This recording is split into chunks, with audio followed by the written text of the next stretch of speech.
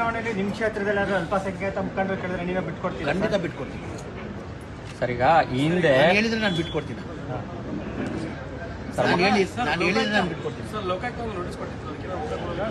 ಈಗ ಲೋಕಾಯುಕ್ತವರು ಒಂದು ನೋಟಿಸ್ ಕೊಟ್ಟಿದ್ರು, 650 ಕೋಟಿ ರೂಪಾಯಿ ಅವ್ಯವಹಾರ ಆಗಿದೆ ಅಂತ ಹೇಳ್ಬಿಟ್ಟು ಏನೋ ಯಾರೋ ದೂರದ ಮೇಲೆ ಒಂದು ನೋಟಿಸ್ ಕೊಟ್ಟಿದ್ರು. ಅದು 650 ಕೋಟಿ FD ಇಂದ ನಾವು ಪರ್ಮಿಷನ್ ತೊಗೊಂಡಿಲ್ಲ, ಹಂಗೆ ಕೊಟ್ಟಿದ್ದಾರೆ.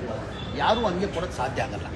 FD ವಿದೌಟ್ ಪರ್ಮಿಷನ್ ಯಾವುದನ್ನ ಇಲಾಖೆ ಅಲ್ಪಸಂಖ್ಯಾತರಿರಲಿ ಮತ್ತೊಂದಿರಲಿ ಯಾವುದನ್ನ ಇಲ್ಲಿ ಅದು ಕೊಡಬೇಕಾದ್ರೆ FD ಅನುಮತಿ ಇಲ್ಲಾಂದರೆ ಕೊಡೋಕ್ಕೆ ಸಾಧ್ಯ ಆಗಲ್ಲ. ಅದನ್ನು ಒಬ್ಬರಿಗೆ ಈಗ ಕೊಟ್ಟಿಲ್ಲ 650 ಕೋಟಿ, ಎಲ್ಲ ಕ್ಷೇತ್ರ ಅವ್ರು ಕೊಟ್ಟರು, ಯಾರಿಗೂ ಹೇಳ್ಕೊಟ್ಟು ಯಾರಿಗೂ ಹಾಗಾಗಿ 650 ಕೋಟಿ ವ್ಯವಹಾರ ಅಂದರೆ ಒಂದೇ ಯಾರಿಗೂ 650 ಕೋಟಿ ಕೊಟ್ಟಿಲ್ಲ.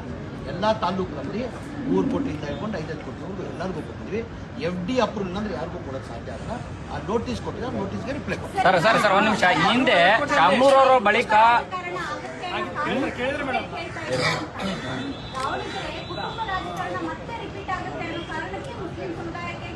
ಹಂಗಿಲ್ಲಮ್ಮ. ಈಗ ನಾನು ಹೇಳಿಲ್ಲ ಈ ಮಾತು, ಹಿರಿಯವರು ನಮ್ಮ ನಾಯಕರಾಗಿದ್ದರು, ಇವತ್ತು ನಮ್ಮ ಮಧ್ಯದಲ್ಲಿಲ್ಲ, ನಾವು ಅದ್ರ ಬಗ್ಗೆ ಮಾತಾಡಬಾರ್ದು.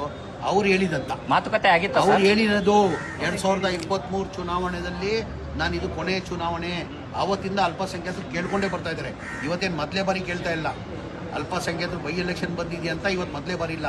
ಏನಕ್ಕಂದರೆ 80ರಿಂದ 90 ಸಾವಿರ ಅಲ್ಪಸಂಖ್ಯಾತರು ಇದ್ದಾರೆ. ಇವತ್ತಿಂದ ಅಲ್ಲ, ಅವತ್ತಿಂದಾನು ಕೇಳ್ಕೊಂಡು ಬರ್ತಾ ಇದ್ದಾರೆ. ಒಂದ್ಸತಿ ಸೈಫುಲ್ಲಾಗಿ ಹೈಕಮಾಂಡು B.Pharm ಕೊಟ್ಟಿದ್ರು. ಸೈಫುಲ್ಲಾ ಅಂತ 2013-18 ನನಗೆ ಗೊತ್ತಿಲ್ಲ ಸರಿಗೆ, 13-18 B.Pharm ಕೊಟ್ಟಿದ್ರು ಹೈಕಮಾಂಡಿಂದ ಅಲ್ಪಸಂಖ್ಯಾತರಿಗೆ. B.Pharm ಕೊಟ್ಟಿದ್ರಲ್ಲಿ. ಆಮೇಲೆ ಮೊನ್ನೆ ಶಾಮನೂರು ಶಿವಶಂಕರಪ್ಪ ಇದು ನನ್ನ ಕೊನೆ ಚುನಾವಣೆ, ಇದಾದ್ಮೇಲೆ ನಾನು ಅಲ್ಪಸಂಖ್ಯಾತ ನಾನೇ ನಿಲ್ಸಿ ಗೆದ್ಕೊಂಡು ಬಂದೆ. ಅವ್ರು ಹೋಗ್ತಾರಂತ ಯಾರೂ ನಿರೀಕ್ಷೆ ಇದ್ದಿಲ್ಲ. ಗಟ್ಟಿ ಮುಟ್ಟಿದ್ರು ಪಾಪ, ಅಜ್ಜ ಪಾಪ ಗಟ್ಟಿ ಮುಟ್ಟಿದ್ರು. ನಮ್ಮ ಇಲಾಖೆಯಲ್ಲಿ ಬಂದವರು, ಅವ್ರ ಕ್ಷೇತ್ರದ ಬಗ್ಗೆ ಕೆಲಸ ಮಾಡ್ಕೊಂಡು ಹೋಗೋರು, ಇಷ್ಟು ಬೇಗ ನಮ್ಗೆ ಬಿಟ್ಟು ಹೋಗ್ತಾರಂತ ಯಾರಿಗೂ ಗೊತ್ತಿರಲಿಲ್ಲ. ಅವರೇ ಮಾತು ಕೊಟ್ಟಿದ್ರು ನನ್ನ ಕೊನೆಯ ಚುನಾವಣೆ. ಅದಾದಮೇಲೆ 2028 ನಾನೇ ಅಲ್ಪಸಂಖ್ಯಾತರಿಗೆ ಟಿಕೆಟ್ ಕೊಟ್ಟು ಗೆಲ್ಸ್ಕೊಂಡು ಬರ್ತೀನಿ ಅಂತ ಹೇಳಿದಕ್ಕೆ ಕಾರಣಕ್ಕೆ ಕೇಳ್ತಾ ಇದ್ದಾರೆ. ಇವತ್ತಿಂದ ಕೇಳ್ತಾ ಇಲ್ಲಮ್ಮ, ಅವತ್ತಿಂದ ಅಲ್ಪಸಂಖ್ಯಾತರು ಕೇಳ್ಕೊಂಡೇ ಬರ್ತಾರೆ. ಒಂದ್ಸತಿ B.Pharm ಕೊಟ್ಟಿದ್ರು. ಸರ್, ಬಳ್ಳಾರಿಯಲ್ಲಿ ಗುರುಕುಲ ವಸತಿ ಆಗಿದೆ ಅಂತ, ಅದು ಪ್ರೈವೇಟ್ ಹಾಸ್ಟೆಲ್ ಆಗಿರೋದಂತೆ. ಪೊಲೀಸರು ಅರೆಸ್ಟು ಮಾಡಿದ್ದಾರೆ, ತನಿಖೆ ಮಾಡ್ತಾ ಇದ್ದಾರೆ, ಅವನು ಅರೆಸ್ಟು ಮಾಡಿದ್ದಾರೆ.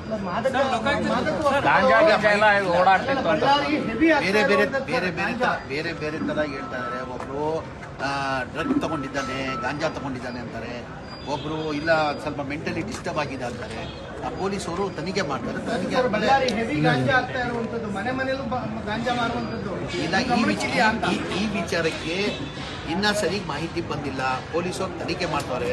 ಒಬ್ರು ಹೆವಿ ಡ್ರಗ್ಸ್ ತಗೊಂಡಿದ್ದಾರೆ ಅಂತ ಹೇಳ್ತಾರೆ, ಒಬ್ರು ಇಲ್ಲ ಮೈಂಡ್ ಡಿಸ್ಟರ್ಬ್ ಆಗಿತ್ತು, ಮೆಂಟಲಿ ಆಗಿ.